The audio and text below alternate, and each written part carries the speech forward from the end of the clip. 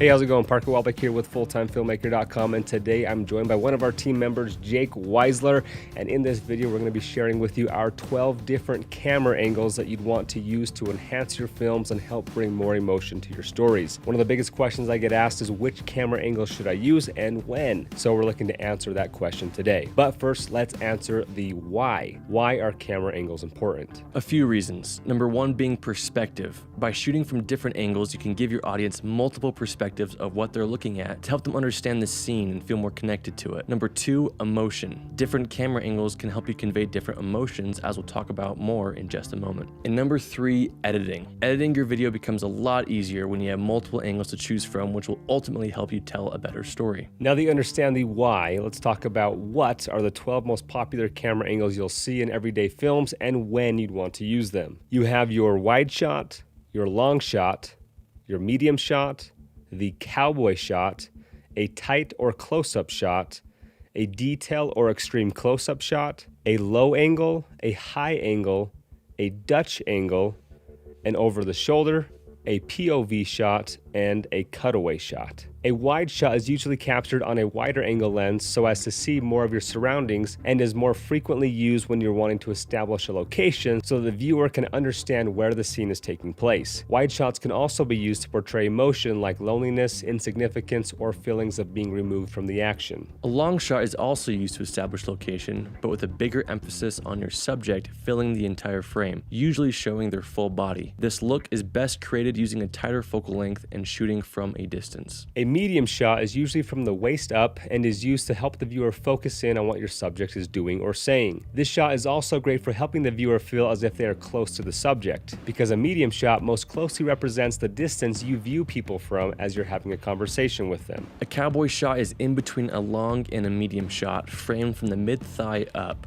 called so because of its popular use in Western films. This would be used instead of a medium shot if you need to show detail around the waist like a freaking gun. A tight shot is often just the head and shoulders of your subject, used mainly for dialogue or to show the detailed expression of your subject. Tighter shots are usually used for important or intense or intimate pieces of dialogue or action to help the viewer know that they should really pay attention to what's being said. And tight shots are typically best shot on tighter focal lengths, like around 50 to 100 millimeter. A detail or extreme close-up shot is used to put emphasis or importance on a specific detail in your image. Detail shots are a great way to create mystery and depth in a story to help draw the viewer's attention to the common theme. And again, detail shots are typically best shot on tighter focal lengths like 50 to 100 millimeters or macro lenses. A low camera angle is used to make your subject appear larger than life and to portray power and dominance. Low camera angles can also be made to portray wonder and majesty as long as your subject is smaller than what surrounds them in your image. A high camera angle does the exact opposite by portraying your subject as weak and inferior or smaller and vulnerable. Now, a Dutch angle is basically any time you slightly tilt the horizon of your frame and is usually used to convey an uneasy emotion like something isn't quite right, basically giving the feeling like the world is on its side. Dutch angles can be artfully utilized to tell us that something is wrong. Over-the-shoulder shots are exactly how they sound. When you have two subjects talking to one another, you put the camera behind the shoulder of one of the two, placing one in the foreground, giving the perspective as if you are the person that is being talked to. A POV or point of view shot depicts an angle that shows what a character is looking at. This type of shot allows the viewer to take on the perspective of the character and begin to understand their state of mind on a more personal level. This is commonly used in action or sports scenes to help give the audience the thrill of being in the driver's seat, and is usually shot on a wide angle lens so that you can see more of your surroundings. A cutaway shot is an interruption of a continuously filmed scene by inserting a view of something completely different. Cutaways are great to help transition to new scenes or to show side stories happening at the same time as your main story. So there you have a quick look at the 12 most popular camera angles. Let's now give you some examples of how we apply each of these angles into different styles of films. In our first example, we're going to show you a scene shot from all 12 camera angles we just mentioned to show you how much more life it brings to your film when you utilize camera angles. Check it out.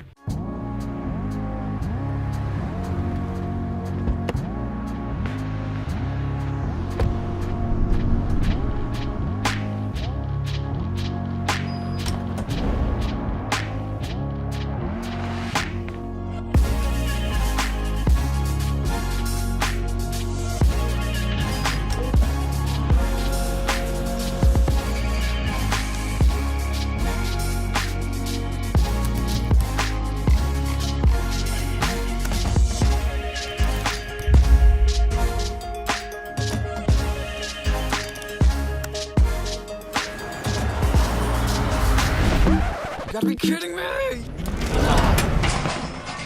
As you can see, by adding multiple camera angles, it creates a variety of perspectives, adds more emotion of intensity, and it helps the editor more easily piece together a compelling story. Now, of course, we also added slow motion, sound effects, sound design, a letterbox, a color grade, and so on.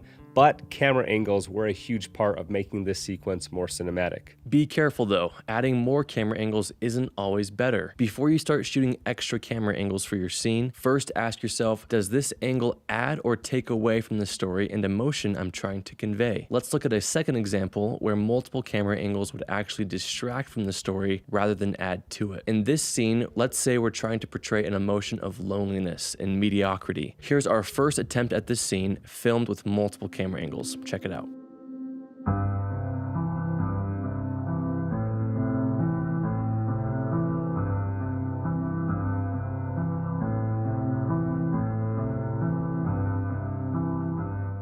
Okay, so how did we feel? It was busy, right? Like our subject was in a rush or he was late. Definitely did not convey an emotion of loneliness because the camera was accompanying him the whole time. Let's try again using just one camera angle. Check it out.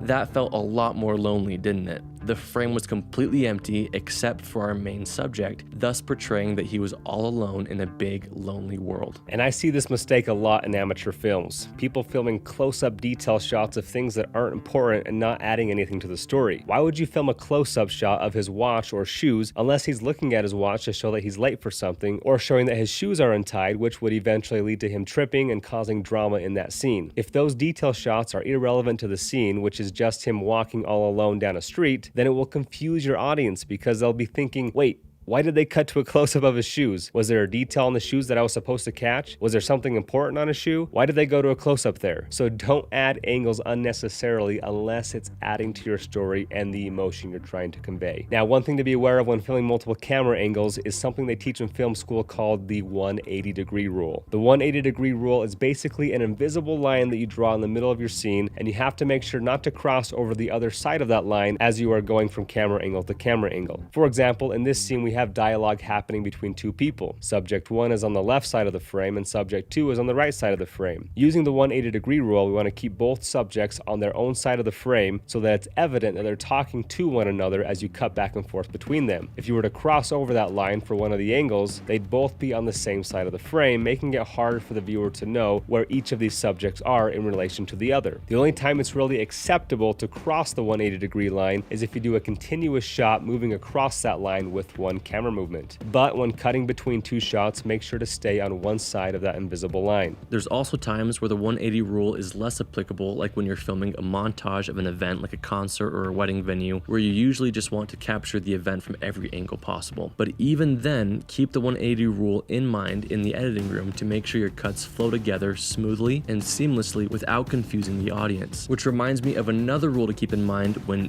editing camera angles called the 30-degree rule, which basically states that when cutting between two angles of the same subject, like an interview of someone talking, you want to make sure that camera angle A and camera angle B are at least 30 degrees apart. And ideally, they'd also be a different type of angle, like cutting from a medium shot straight in front of the subject to a tight shot. By keeping this in mind, it will help your angles cut together more seamlessly and professionally. Now, a question I get a lot at this point is how many camera angles should I shoot per scene? Like we've talked about, it depends on your story. But when covering an important piece of action, I typically like to cover at least 5 different angles. For example, here's a music video that I shot for a local band, Foreign Figures. I started the video with a wide establishing shot to show off the whole location. Then I cut to some tight shots of different band members' faces and instruments. I also mixed in some medium shots of the waist up and some long full body shots here and there, and occasionally an extreme close-up to show off some specific details. I even did some drone shots to give a high angle for a new perspective and some low angles up against the water for another perspective. And I did about 20 total takes takes on this shoot, but made sure to cover those 20 takes from a variety of camera angles so that I had freedom and flexibility in the editing room to cut between those different angles to give the viewer a much more dynamic viewing experience and immerse them into the video. So there you have it, guys. That's it for camera angles. Hopefully those tips were helpful. If you'd like to learn more filmmaking tips just like this is just one of over 300 videos inside our Ultimate Online Film School Full-Time Filmmaker, where we help filmmakers from all over the world go from knowing nothing about filmmaking to becoming professional full-time filmmakers. So make sure to check that out at fulltimefilmmaker.com. Also, you can check out our free 1-hour filmmaking training by clicking over here to see our top 10 tips to achieving cinematic shots. But that's it, guys. Don't forget to subscribe. And if you have any further questions, please let us know.